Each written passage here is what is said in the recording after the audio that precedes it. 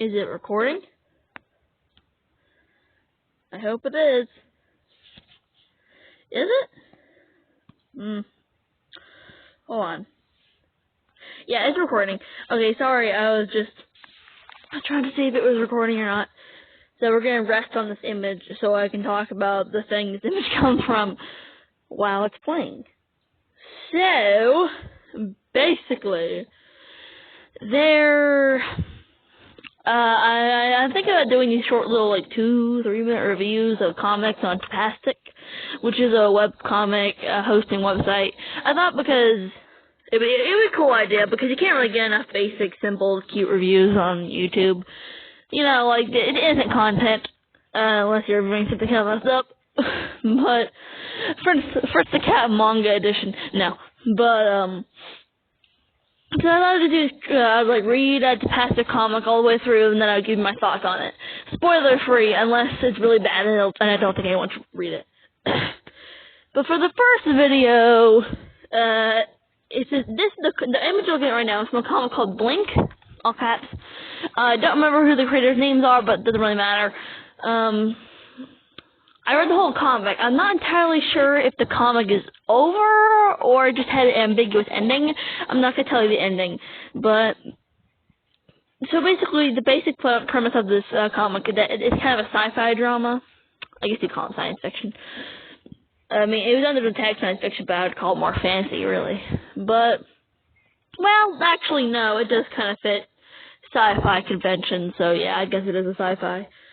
I mean, old classical sci-fi conventions, like the guy here in 20,000 Leagues Under the Sea. I don't remember his name, but he's a good French writer. That kind of sci-fi. You know, speculative fiction, I guess, is what you call it. I like to call it speculative fiction. Anyway, it's about a girl, 12, 13, maybe a little older, I'm not sure, who lives in a really bad, rough place, you know, a really gross-looking place, and her parents suck, and they're bad. You know, her mother's an alcoholic, and her dad beats her, and all that kind of typical stuff. But, and the main character is a pretty innocent character, usually. I mean, she has a lot of religious thoughts and deep thoughts for her age, but, you know, overall, she is a victim of most things. But, what happens is one day, they kind of hint at this during the very first chapter, which is kind of an introduction, kind of a nightmare. Well, I'm going to tell you the first thing that happens in the comic. So she's sitting by a fountain, and she kind of daydreams, and she suddenly has this weird vision where this tentacles come out, and they pull her into the fountain, and she's suddenly in this weird, dark, black and white, gray-looking world, and everyone's frozen.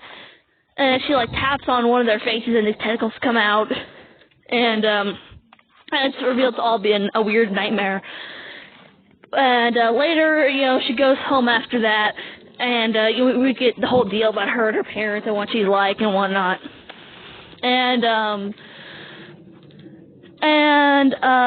then one day, while her parents are fighting, she has this weird breakdown where she yells and screams for the fighting to stop, and suddenly the whole world stops, the whole world freezes. It's all white, you know, black and white, and one day everyone's frozen, she's the only one left, and the whole world's white, and she's the only one in color, she's the only colored thing, yeah, so that's basically the premise. I'm not going to tell you any more because there isn't, well, most of it's speculative, and it's very short, so most of it's kind of her walking around and thinking, but there is small plot elements, and I will not tell you any of them, because there's not too much to it. That's the problem with it, because I don't know if it's over or not. See, Tapastic, like most webcomic websites, it's kind of bad, clunky, made for phones, and I read it on a Kindle, which is more like a phone than a computer, and I couldn't even read there. Not PC, not Kindle. It's hard to read these things. Very clunky, bad modern design. But still, so I have a hard time finding out when each chapter was made and all that stuff. And I posted comics on Tapastic, and so I don't even know how to do that. But so that's the basic gist of it. But I liked it a lot. Okay, first of all, let's get this thing out of the way. The art is really, really good. The art's really good, and I'm trying to get something out of the way. The art's really good, incredibly good. The character designs are just kind of there. The main character, she got overall good design. I like the way she's drawn, like mainly her face, so she looks innocent but likable, and for deeper moments, you can kind of get what she's all about. I'm not going to say who it is, but later in the comic, there is another character introduced, and that character is drawn very, very well. I like his expressions, but I'm not going to tell you anything about him. Where it really shines is the background and the dynamic panel angles. Because a lot of times when a comic artist doesn't know what they're doing, they kind of phone it in with the panel angles and stuff like that. But this comic had very good panel angles, which is good. Overall, it looks really good. That's the best thing about it. Just looks really good. There is a monster in this comic, I will say. See the tentacles in that picture?